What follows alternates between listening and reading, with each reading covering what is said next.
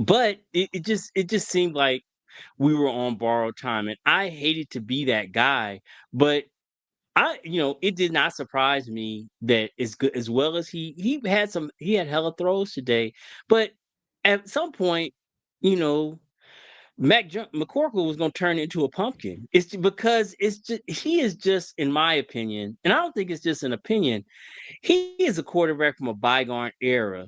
If you watch the games all over the weekend, you can't, you know, Joe Flacco aside, you can't find statues in the Mhm. pocket. You have to have a certain level of mobility to play this game. There were several plays that, there were at least one touchdown down there on the goal line where it opens up and Brock could have ran that in, but there was no way in hell Mac was going to be able to do that even healthy. Now, Yeah. I give him some grace because he's battling injuries too, and Yes. it's like you say, he's a tough guy, but even healthy, he is just not athletic enough to be anybody's.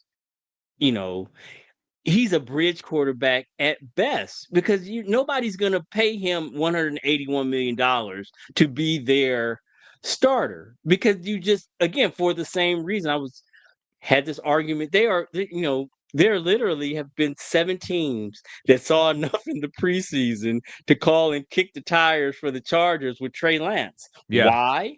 Because of the same reason he went third in the draft.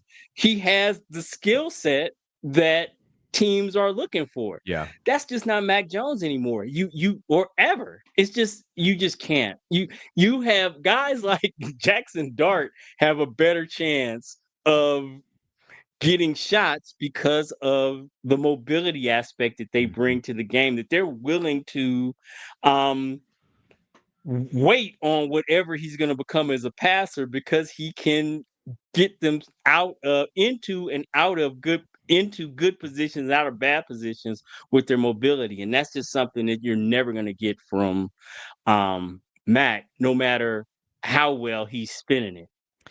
And I do wonder, I have to imagine some of the calculus or some of the decision making for the 49ers for this season was Brock can help us with protection because of his feet. Right, And so right. you do have a lesser than offensive line, and we saw that today. Dominic Pooney was a sled in Wow. in some of those moments, right? Like he's just getting pushed Yeah. right back into the quarterback. Colton McKivitz, I think even Tony Romo singled him out. He's just like, just got Yeah. flat out beat on the outside. Like there's nothing else you can he say. said, he said, not great. Yeah, not great. And this is part of the reason why we never thought that they were going to be a Super Bowl contender is because push comes to shove, the offensive line was not going to be able to hold up. And they have not this year. They have not held up at all. And it's really been big plays and big throws that has kind of kept them in the game on some of these moments. Like I was saying last week, like Connor Colby's head getting pushed all the way back. Like necks are not supposed to work that way. That was just the defensive line dominating the offensive line. And so you look at that Bucks defensive line and you're like, "Oh, I know it's all about Baker. Everyone wants Baker to be the MVP." Baker was not the most impressive part of that team to me. Baker was fine. He was good. I think Mm-hmm. Baker is probably good enough as well.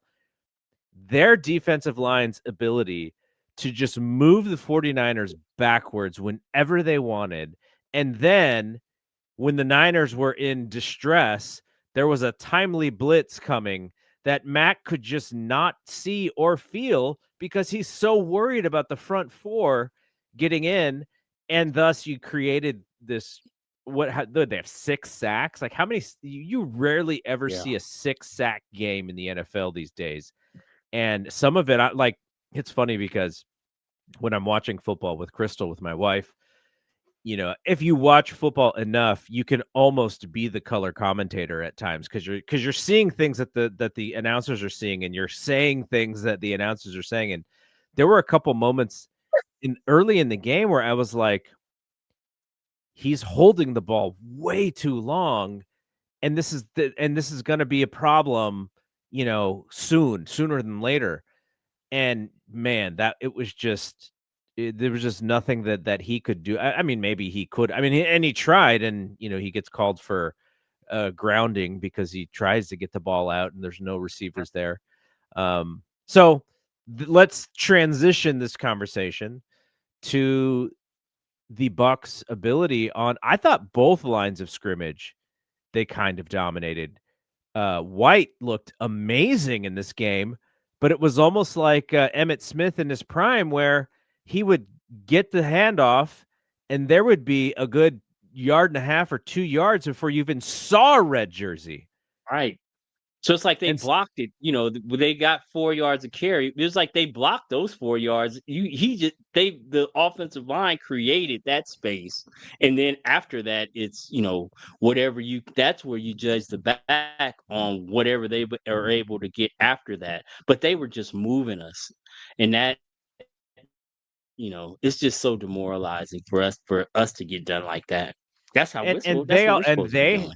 there was a stat that they said they have had 3 different right guards this year. So it's not like, they are this built up, offensive line that is the, 1992 Dallas Cowboys revisited. It's a lot of these teams have the same problems as the Niners, right? They just, they don't Right. have a ton of depth. But what changes the dynamic for the Bucks to be able to block the Niners, and the Niners to not be able to block the Bucks, because Christian did not have a good running game again. He did there was just Not at no all. daylight whatsoever for him. Yeah, it's really, they're not doing him any favors, and the runs that he makes are just the opposite of runs where it's blocked up for him. Their runs that he is basically creating his own space and lanes just by how good he is. The notion that somehow he's lost a step is nonsense. He is playing great.